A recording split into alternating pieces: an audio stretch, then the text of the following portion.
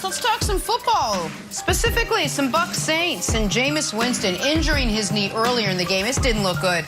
Coach Sean Payton would describe it as significant, said it potentially could end Jameis' season.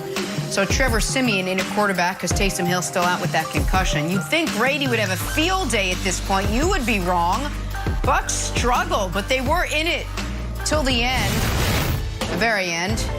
Right here when this happened, Brady, Bucs driving, picked off by P.J. Williams, and that would seal it for New Orleans, the defending champs, falling to the Saints with their third-string quarterback. Mike, that had to surprise you. Bucs couldn't get a win against the Saints after Jameis left with a knee injury. Were you surprised? Honestly, no, I wasn't surprised. First, I'll just say this. You know, every quarterback is entitled to a bad day, and I think Tom had his bad day yesterday, and it's hard to win in New Orleans. But Dennis Allen don't get enough credit with the New Orleans Saints as far as what he's done on defense. He has a big three in Cam Jordan, Marshawn Lattimore, and Demario Davis, all three levels of the defense. They got Pro Bowl players, and when you can scheme around that, when you can call defenses around those type of players, then you're going to get good, productive defense. So I feel like they know Brady, seen him a couple times over the last year. They found his tendencies and know what they like. And Tom struggles in New Orleans. But the one thing that's going to have to happen is that come playoff time, he may end up back in New Orleans like he did last year. So we'll see what happens. No time to panic. But the New Orleans Saints defense deserve a lot of credit for what they did yesterday. Take nothing away. I did expect more out of the Bucs, but it just wasn't their day. Yeah, I was very surprised, particularly once Jameis went down. And I'm not a huge Jameis fan the way Broussard is, but he's obviously better than Trevor Siemian. But I shouldn't have been surprised. And I need to give the Saints defense more credit than I gave it going into the year. If you guys remember, going into the year, I said I didn't think the Saints were going to be a super relevant team because they were going to struggle so much on offense. But the defense has been exceptional. And if the defense has anyone's number, it's Tom Brady. Show Brady's numbers in the regular season with the Bucs against New Orleans and then against everyone else. It's night and day what Tom Brady does against this defense compared to how he's done from wins, losses, passer rating, all of it.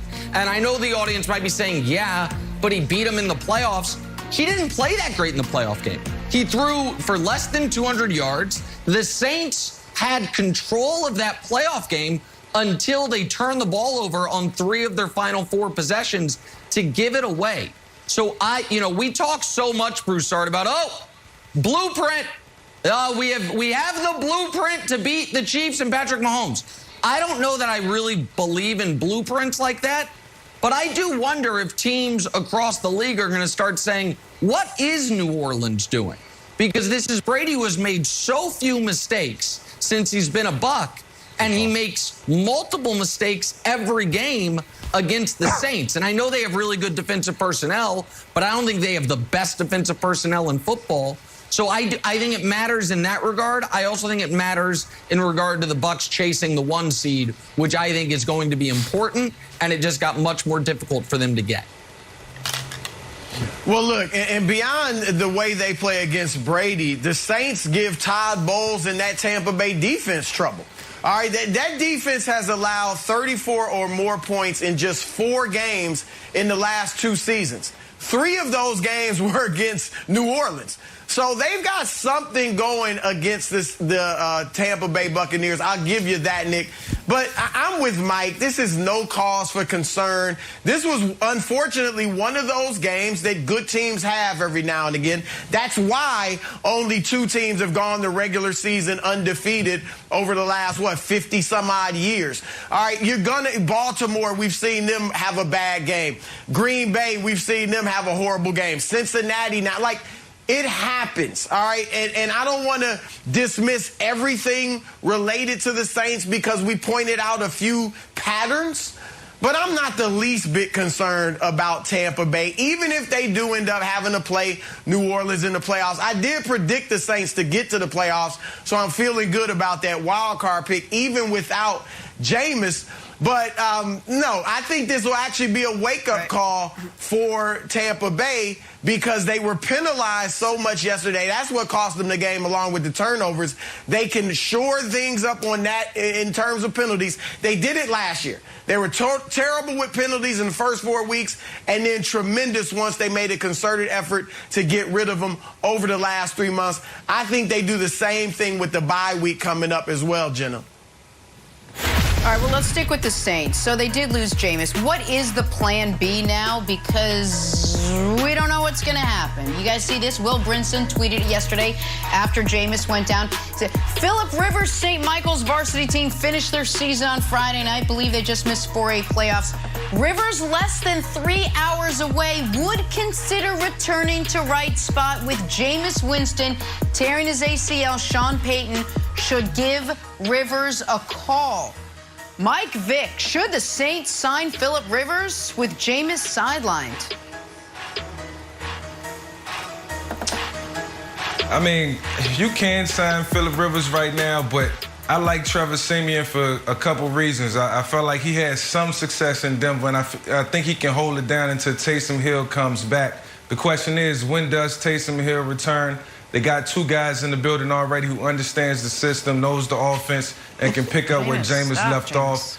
And by the time Philip Rivers get there, get acclimated, you're talking, 4 to 5 weeks before he can even come in and be effective. By that time, Taysom Hill will be back. So for that reason alone, I say no.